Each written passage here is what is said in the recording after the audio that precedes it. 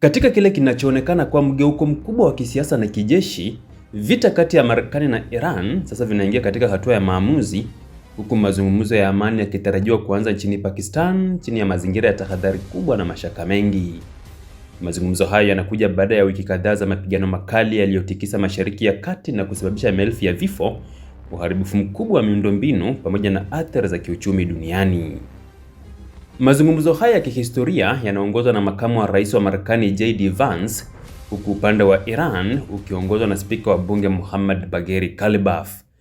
Ujumbe wa Iran una watu 71 ukiwajumuisha wataalamu wa kiufundi, wanadiplomasia na maafisa wa usalama, yani ishara ya uzito wa mazungumzo hayo. Serikali ya Marekani inasukuma mpango wenye vipengele 15 unadaiwa kujumuisha Iran kusitisha kabisa mpango wa silaha za nyuklia, kukabidhi uranium iliyorutubishwa, kupunguza uwezo wake wa kijeshi na kufungua tena Strait of Hormuz. Kwa upande mwingine, Iran inaonekana kushikilia msimamo mkali zaidi, ikitaka kutambuliwa kwa haki yake ya kurutubisha nyuklia, kuondolewa kwa vikwazo vyote vya kiuchumi na hata fidia kwa hasara za vita zilizochochewa na Israel pamoja na Marekani. Rais wa Marekani Donald Trump ameonya wazi kuwa ikiwa makubaliano hayatapatikana, mashambulizi ya kijeshi yatarejea kwa nguvu zaidi. Wakati mazungumzo haya yakitarajiwa kuleta matumaini ya amani, hali katika Lebanon imekuwa mbaya zaidi. Siku za mwanzo za makubaliano ya kusitisha mapigano kati ya Marekani na Iran zimegeuka kuwa miongoni mwa siku za umwagaji damu mkubwa zaidi nchini humo. Zaidi ya watu 350 wameripotiwa kuuawa ndani ya siku moja tu kufuatia mashambulizi makubwa ya Israel. Katika mji wa Nabatie, wanajeshi 13 wa usalama wa Lebanon waliuawa katika kile kilichoelezwa kama shambulio kubwa zaidi tangu vita vianze.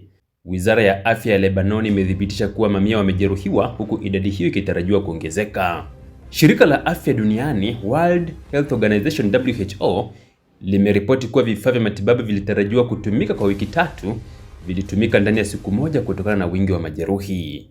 Kundi la Hezbollah linaloungwa mkono na Iran limekuwa kiini cha mgogoro huu nchini Lebanon. Wakati serikali ya Lebanon ikijaribu kufungua njia ya mazungumzo na Israel, Hezbollah imeonya vikali dhidi ya hatua hiyo, ikisema kuwa ni usaliti mkubwa wakati nchi iko chini ya mashambulizi. Israel kwa upande wake imekataa kabisa kufanya mazungumzo yote ya kusitisha mapigano na Hezbollah, ikisisitiza kuwa kundi hilo ni la kigaidi na lazima liangamizwe kabisa.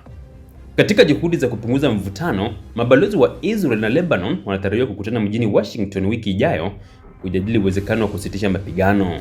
Hii ni hatua nadra sana ikipewa historia ya uhasama kati ya mataifa hayo mawili. Hata hivyo, tofauti kubwa bado ipo. Lebanon inataka kusitisha mapigano kwanza, huko Israel ikitaka mazungumzo bila masharti. Hali hii inaonyesha kuwa hata diplomasia bado iko katika hatua ya mwanzo na yenye vikwazo vingi. Vita hivi pia vinaathiri moja kwa moja uchumi wa dunia, hasa nchini Marekani ambapo mfumuko wa bei umeongezeka hadi 3.3%, kiwango cha juu zaidi katika kipindi cha hivi karibuni. Bei ya mafuta imepanda kwa zaidi ya 21% ndani ya mwezi mmoja, hali inayochochewa na hofu ya usalama wa usafirishaji kupitia Strait of Hormuz. Kwa sasa, dunia imesimama katika njia panda. Upande mmoja kuna mazungumzo ya amani yanayoendelea nchini Pakistan, na upande mwingine kuna mashambulizi yanayolenga Lebanon na mvutano unaoongezeka kati ya mataifa makubwa. Swali kuu linalobakia ni je, mazungumzo haya yatazaa amani ya kudumu au ni mapumziko mafupi kabla ya vita vikubwa zaidi kurejea? Kwa hali ilivyo sasa, jibu bado halijulikani, lakini jambo lilo wazi ni kwamba mgogoro huu umebadilisha kabisa siasa za kimataifa na matokeo yake yataendelea kukisiwa kwa miaka mingi ijayo.